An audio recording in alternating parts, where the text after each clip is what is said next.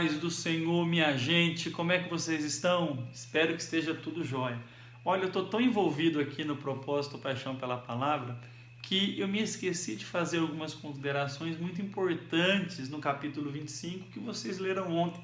Talvez vocês até se perguntaram, mas poxa vida, o irmão Sérgio não falou nada disso, mas eu acredito que foi providencial. Eu vou fazer uma apresentação do finzinho do capítulo 25, hoje que você está lendo o capítulo 26, e depois eu vou fazer alguns apontamentos em Gênesis 26. Eu acho que no final das contas foi uma decisão muito boa, eu acho que Deus nos dirigiu para que você possa pegar alguns aspectos que talvez passariam desapercebidos se você não tivesse essa visão panorâmica do final do capítulo 25 e do começo do capítulo 26.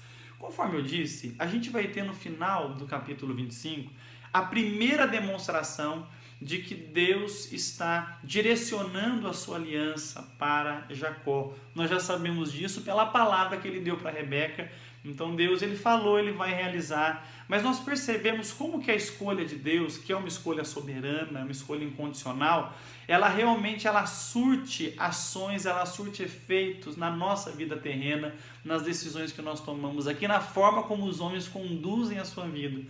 Nós vamos perceber que esses dois meninos crescem. Esaú é o primogênito, segundo a Bíblia, ele é ruivo, ele é peludo, ele é o camarada forte, ele é o lenhador, ele é o cara do campo, o cara da caça. E Jacó é o homem mais mirrado, mais caseiro. A gente percebe no texto que há realmente um prediletismo de Esaú por Isaac e um prediletismo aí de Jacó por Rebeca. Então todos esses aspectos vão estar no texto, mas a gente vê como Deus não lida com essa coisa de prediletos. Ele escolhe quem ele quer e ele é Deus para fazer isso.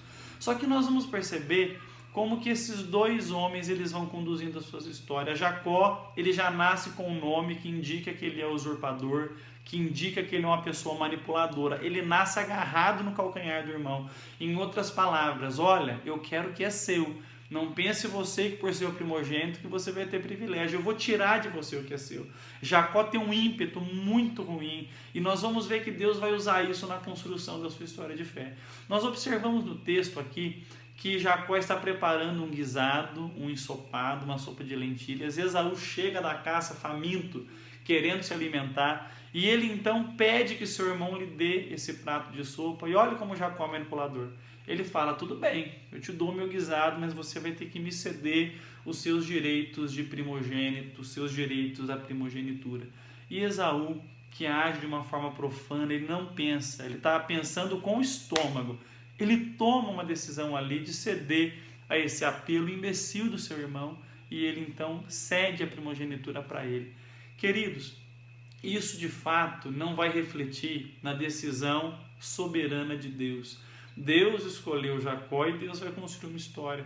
Mas você percebe nesse capítulo e na continuidade dele que Jacó parece tentar usurpar aquilo que ele pensa que é dele.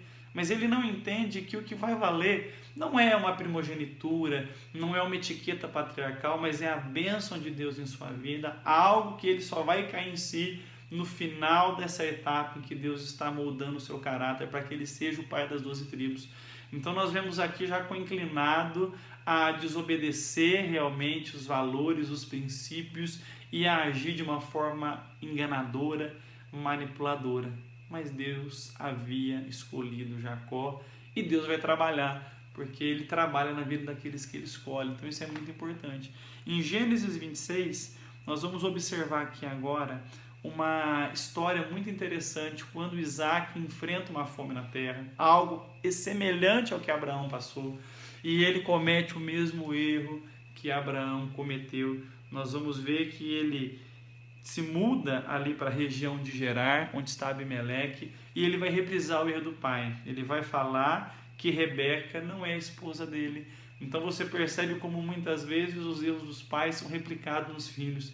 Que nós possamos ser o exemplo para que os nossos filhos eles não cometam os erros que nós cometemos, mas que eles aprendam com os nossos acertos e que eles sejam flecha polida que alcance aquilo que nós não fomos capazes de alcançar. É a oração que eu sempre faço pela minha filha, que ela alcance o que eu não alcancei, que ela seja usada em dimensões em que eu não fui usado pelo Senhor, que ela cumpra cabalmente o seu propósito.